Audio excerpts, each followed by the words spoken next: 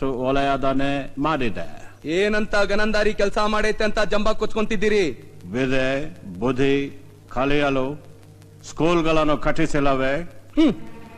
ನಮ್ ಭಾಷೆನ ಮೂಲೆಗ್ ತಳ್ಳಿ ನಿಮ್ ಭಾಷೆನ ಬೆಳಕಿಗೆ ತರ್ಲಿಕ್ಕ, ದೇಶ ಬಿಟ್ಟು ಬಂದಿರೋ ನಿಮ್ ಬಂಧು ಬಳಗದವ್ರು ಓದ್ ಕಲೀಲಿಕ್ಕ ಅಷ್ಟ ಯಾಕ್ರಿ?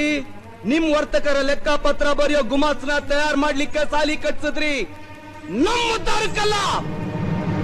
ಕಾಡು ದಾರಿಲಿ ಪ್ರಾಣಿಗಳ ಹಾಗೆ ಓಡಾಡೋ ನಿಮಗೆ ಸುರಕ್ಷಿತವಾದ ರೋಡುಗಳನ್ನು ಹಾಕಿಸಿಲ್ಲವೇ? ನಾವ್ ಓಡಾಡೋ ದಾರಿಲಿ ನಿಮಗ್ ನಡೆದಾಡೋ ಕೆದ್ರಿಕಿ. ನಿಮ್ ಸೈನಿಕರು ಅಧಿಕಾರಿಗಳು ಇಷ್ಟ ಬಂದಂಗ್ ತಿರುಗ್ಲಿಕ್ಕ, ನಮ್ ದೇಶದ ಸಂಪತ್ನ ನಿಮ್ ದೇಶಕ್ಕೆ ರವಾನೆ ಮಾಡ್ಕೊಳಕ್ಕೆ ಸರಳ ಆಗ್ಲಿ ಅಂತ ರಸ್ತೆ ಮಾಡ್ಕೊಂಡ್ರಿ. ಜನರ ಆರೋಗ್ಯ ಕಾಪಾಡಲು ದವಾಖಾನೆಗಳನ್ನು ತೆರೆದಿಲ್ಲವೇ? ದವಾಖಾನಿ ರೀ ಸಾಹೇಬ್ರ, ನಮ್ ನಾಡಿನ ಮಣ್ಣಾಗ ದವಾಯಿ ಗುಣ ಐತಿ.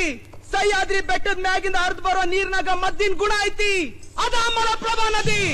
ನಮ್ ನಾಡಿನ ಗಿಡ ಮೂಲಿಕೆಗಳನ್ನ ಕತ್ಕೊಂಡೋಗಿ ಗುಳ್ಗಿ ಮಾಡ್ಕೊಂಡ್ ತಂದು ದವಾಖಾನಿ ತೆರೆದಿರೋದು ನೀವ್ ರೊಕ್ಕ ಮಾಡ್ಲಿಕ್ಕೆ. ರೊಕ್ಕ ನಮ್ ರೋಗ ಪಕ್ಕ ಮಾಡ್ಲಿಕ್ಕಲ್ಲ. ರಾಯನ, ನೀನದು ಹತಾಶ ಭಾವನೆಯ ವಾದ.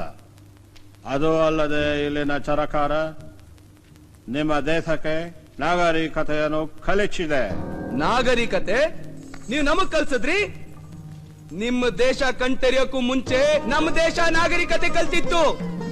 ನಿಮಗ್ ಬಟ್ಟೆ ಉಡಕ್ ಗೊತ್ತಿಲ್ದ ಕಾಲದಾಗ ಇಲ್ಲಿ ಮಸ್ಲಿನ್ ಬಟ್ಟೆ ನೇಯ್ತಿದ್ರು. ನಿಮಗ್ ಭಾಷೆ ಗೊತ್ತಿಲ್ದ ಕಾಲದಾಗ ಇಲ್ಲಿ ಗ್ರಂಥಶಾಸ್ತ್ರ ಹುಟ್ಟೈತ್ರಿ. ಗ್ರಂಥಶಾಸ್ತ್ರ, ರಾಮಾಯಣ ಮಹಾಭಾರತ ಅನ್ನೋ ಕಾವ್ಯಗಳು ಹುಟ್ಟಿರೋ ಪುಣ್ಯ ಭೂಮಿ ಇದು. ಸಮಸ್ತ ವೇದ ಶಾಸ್ತ್ರಗಳು ಹುಟ್ಟಿರೋ ಈ ವೇದ ಭೂಮಿಗ ನೀವು ನಾಗರಿಕತೆ ಕಲ್ಸದ್ರಿ? ಇದು ಆತ್ಮವಂಚನೆ ಸಾಹೇಬ್ರ, ಆತ್ಮವಂಚನೆ.